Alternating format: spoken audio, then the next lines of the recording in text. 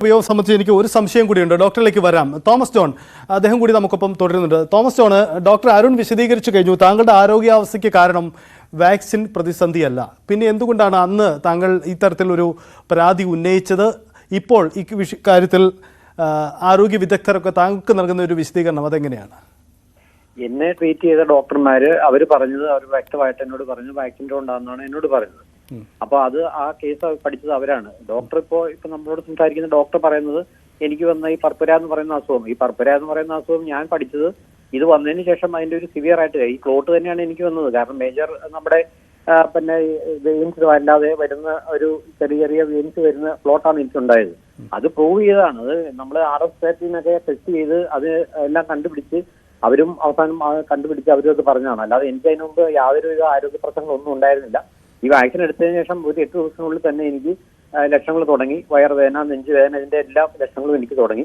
അപ്പൊ അത് ഈ വാക്സിൻ എടുത്തതിന് അല്ലാതെ എനിക്ക് വയറുവേദന വരുന്നോ നെഞ്ചുവേദന വന്ന എല്ലാം ഈ ക്ലോട്ടിന്റെ ഭാഗമായിട്ടുണ്ടായതാണ്. അതിനുശേഷമാണ് എനിക്ക് സ്ട്രോക്കിലേക്ക് വരികയും പിന്നീട് നമ്മൾ അതിന് സംബന്ധമായിട്ട് ഭാഗ്യം കൊണ്ട് മാത്രം രക്ഷപ്പെട്ടതാണ്.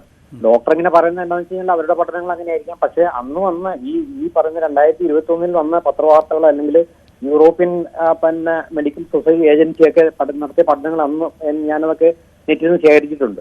അവരൊക്കെ പറയുന്നത് എന്താ വെച്ചാൽ ഈ വാക്സിന്റെ അസ്ഥാനക്കയുടെ പ്രശ്നമാണെന്ന് അവർ തന്നെ അന്ന് പറയുന്നുണ്ട്. ഡോക്ടർ പക്ഷെ അത് കണ്ടിട്ടുണ്ടാവില്ല.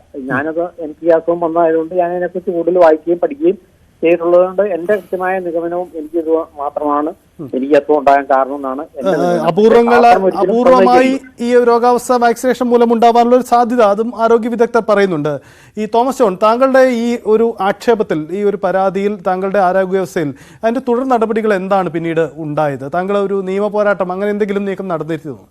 നിയമ പോരാട്ടത്തിന് ഞാൻ ഹൈക്കോടതിയിൽ പ്രാക്ടീസ് ചെയ്യുന്ന ഒരു ഒരു വക്കീലുമായിട്ട് ഞാൻ തന്നെ അതുമായിട്ട് സംസാരിക്കുകയും അദ്ദേഹം എന്നോട് പറഞ്ഞത് ഇത് നമ്മുടെ IMA വേണം ഇത് സർട്ടിഫൈ ചെയ്യാനുണ്ട്. IMA ഒരിക്കലും നമ്മുടെ ഡോക്ടർമാരുടെ സംഘടനയാണ്. അവരൊരിക്കലും അത് ഇത് ഇന്ന പോലെ ഉണ്ടായതാണെന്ന് അവരൊരിക്കലും പിന്നെ സമ്മതിക്കത്തില്ല.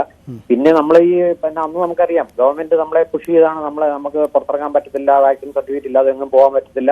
അതിന്റെയൊക്കെ പേരിലാണ് നമ്മളിത് എടുക്കേണ്ടി വന്നത്. തന്നെയല്ല നമ്മളൊരു വിദ്യാഭ്യാസമുള്ള ഒരു ജോലി ഉണ്ടായിരുന്ന മനുഷ്യരാണ്. നമ്മളൊക്കെ ചെയ്താൽ സംഭവത്തിന് മാതൃക ആയിക്കോട്ടെ എന്ന് എഴുതിയൊക്കെയാണ് നമ്മൾ ചെയ്തത്. പക്ഷെ നമ്മളത് ചെയ്ത് കഴിയുമ്പോഴത്തേക്കും നമുക്ക് വന്ന അനുഭവം ഈ രീതിയിലാണ് നമുക്ക് വന്നത്. അപ്പൊ നമുക്കത് പിന്നെ അതിനെക്കുറിച്ച് നമുക്ക് ഇപ്പം വക്കീലായിട്ട് നമ്മൾ സംസാരിച്ചപ്പോ അദ്ദേഹം പറഞ്ഞതെന്ന് വെച്ചാൽ ഒരു മെഡിക്കൽ ലീഗൽ കേസായിട്ട് വരത്തുള്ളൂ. ഇത് നമുക്ക് ഒരിക്കലും പിന്നെ അവർ പറയും നിങ്ങളുടെ ഇപ്പൊ ഡോക്ടർ പറഞ്ഞ പോലെ നിങ്ങളുടെ ജീവൻ രക്ഷിക്കാൻ വേണ്ടിയാണ് ഈ വാക്സിൻ തന്നത്, അല്ല നിങ്ങളെ കൊല്ലാൻ വേണ്ടി അല്ലല്ലോ തന്നത്. ആ ഒരു പോയിന്റിലേക്ക് വരും. അപ്പൊ അന്ന് വരുമ്പോൾ സ്വാഭാവികമായിട്ടും ശരിയാണ്, നമ്മൾ പോയി എടുത്തു അതിന്റെ പേരില്ല. അപ്പൊ അതുകൊണ്ട് മുമ്പോട്ട് നമുക്ക് പോകാൻ പറ്റിയില്ല. പക്ഷെ ഞാൻ പിന്നീട് അറിഞ്ഞത് ബോംബെയിലും അതുപോലെ തന്നെ ഡൽഹിയിലും ഒക്കെ ഇതുമായിട്ട് കേസായിട്ട് മുമ്പ് പോകുന്ന ആളുണ്ട്. പിന്നെ ഹൈക്കോടതിയിലൊക്കെ കേസ് നടത്തുക എന്നൊക്കെ പറയുന്നത് വമ്പിച്ച ഭാരിച്ച ചെലവുള്ള കാര്യമാണ്. എന്നെ സംബന്ധിച്ചിടത്തോളം ഹോസ്പിറ്റലിൽ തന്നെ 10-25 ലക്ഷം രൂപയോളം ഞാൻ ഇതിനു വേണ്ടി ചെലവാക്കിയതാണ്. ഇത് നമ്മൾ നമ്മുടെ ഈ പിന്നെ സാമ്പത്തിക ബുദ്ധിമുട്ടുകളൊക്കെ നമ്മൾ സാമ്പത്തികമായിട്ട് നമ്മൾ വളരെ തകർന്നു പോവുകയും ചെയ്തു. കോവിഷീൽഡ് തന്നെയായിരുന്നോ താങ്കൾ ഉപയോഗിച്ച വാക്സിൻ? എന്തോ കോവിഷീൽഡ് തന്നെയായിരുന്നു താങ്കൾ ഉപയോഗിച്ചത്? അതെ. ഈ പുതിയ ഈ വാർത്തകൾ UK കോടതിയിലുണ്ടായ ആ നിയമ നടപടികളും ഒടുവിൽ കമ്പനി ചില പാർശ്വഫലങ്ങൾ ഉണ്ടാകാമെന്ന ഒരു സമ്മതം നടത്തിയിട്ടുണ്ട്. ഇത് താങ്കളുടെ നിയമ പോരാട്ടത്തിന് ഒരു ഊർജം പകരുമോ? അങ്ങനെ അതിനെ പിൻപറ്റിയുള്ള നീക്കം താങ്കൾ ഉദ്ദേശിക്കുന്നു? തീർച്ചയായിട്ടും ഞാനത് വാച്ച് ചെയ്തുകൊണ്ടിരിക്കുകയാണ്. നമ്മളിപ്പോൾ ഇന്ന് പേപ്പറിൽ വന്നിരിക്കുന്നത് വെച്ചാൽ ഇന്ത്യ ഗവൺമെന്റ് സമ്മതിക്കുന്നില്ല. ഇന്ത്യയിൽ അങ്ങനെയുള്ള കാര്യങ്ങൾ അല്ലെങ്കിൽ നിയമ നടപടികൾ ഇന്ത്യയിലെ നിലവിലുള്ള നിയമം അനുസരിച്ച് നമുക്ക് ഇതനുസരിച്ച് കേസെടുക്കാനായിട്ട് ബുദ്ധിമുട്ടുണ്ടെന്നാണ് ഇന്ന് പത്രത്തിൽ വന്നിരിക്കുന്നത്. അപ്പൊ ഇനി ചിലർ കോടതി പോയിട്ടുണ്ട്. കോടതിയാണല്ലോ തീരുമാനിക്കുന്നത് അന്തിമമായിട്ട്. അതനുസരിച്ച് മുമ്പോട്ട് പോകാം. അല്ലെങ്കിൽ ഇതിനു വേണ്ടിയിട്ട് പ്രത്യേകിച്ച് ഒരു ഗ്രൂപ്പ് ഒന്നും ഉണ്ടായിട്ടില്ല.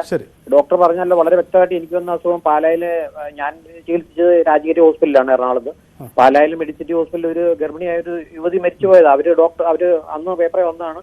അവർ തന്നെ എനിക്ക് വന്ന അസുഖം തന്നെ അവർ എഴുതി കൊടുത്തത്. ഈ അസുഖം ഇതുകൊണ്ട് വരികയില്ല എന്ന് ഡോക്ടർ പറഞ്ഞത് എന്തുകൊണ്ടാണെന്ന് എനിക്കറിയില്ല. വേറെ ഡോക്ടർമാർ ഇത് പറയുന്നുണ്ട്. യെസ്, അതാണ് താങ്കളുടെ നിലപാട്. ഡോക്ടർ അരുൺ.